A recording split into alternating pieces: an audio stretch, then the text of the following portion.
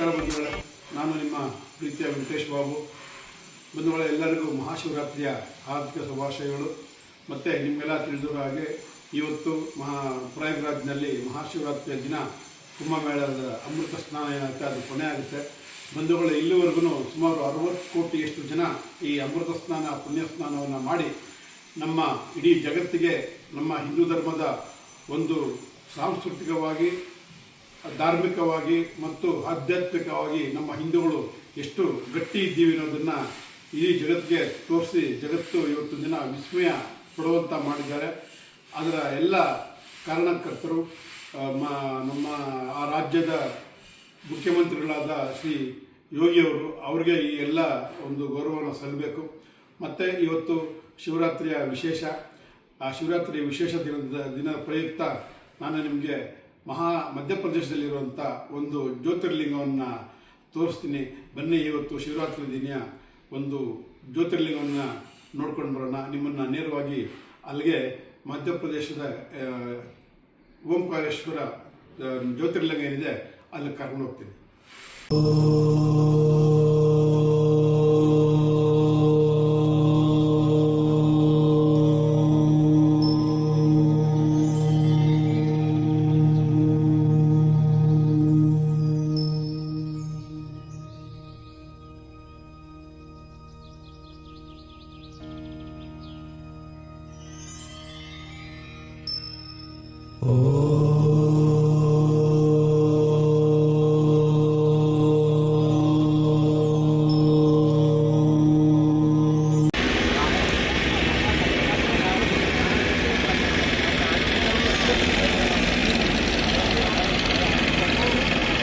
ಓಂಕಾರೇಶ್ವರ ಮಂದಿರ ನೀವು ನೋಡ್ತಾ ಇರೋದು ಓಂಕಾರೇಶ್ವರ ಜ್ಯೋತಿರ್ಲಿಂಗ ಇರುವ ದೇವಸ್ಥಾನ ಮಂದಿರ.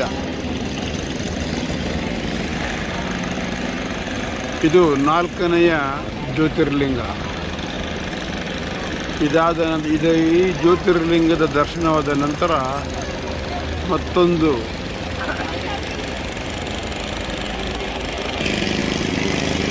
ಈ ಜ್ಯೋತಿರ್ಲಿಂಗ ಆದಮೇಲೆ ಈ ಮತ್ತೊಂದು ಕಡೆ ಈ ನದಿಯನ್ನು ದಾಟಿ ಬಂದರೆ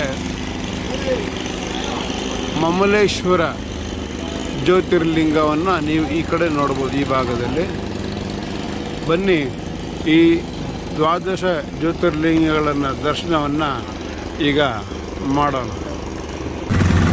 ಈ ಜ್ಯೋತಿರ್ಲಿಂಗದ ವಿಶೇಷ ಏನಂದರೆ 2 ಜ್ಯೋತಿರ್ಲಿಂಗಗಳು ಸೇರಿ ಒಂದು ಜ್ಯೋತಿರ್ಲಿಂಗ ಆಗಿದೆ. ಒಂದು ಓಂಕಾರೇಶ್ವರ, ಮತ್ತೊಂದು ಮಮಲೇಶ್ವರ.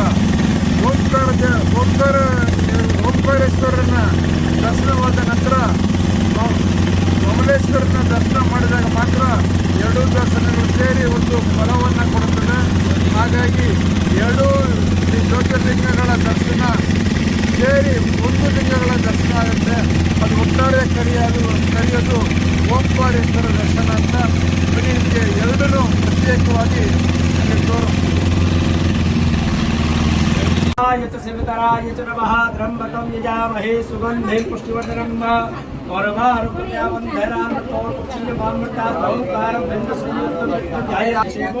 सेवितराय च नमः त्र्यंबकं यजामहे सुगन्धिं पुष्टिवर्धनम्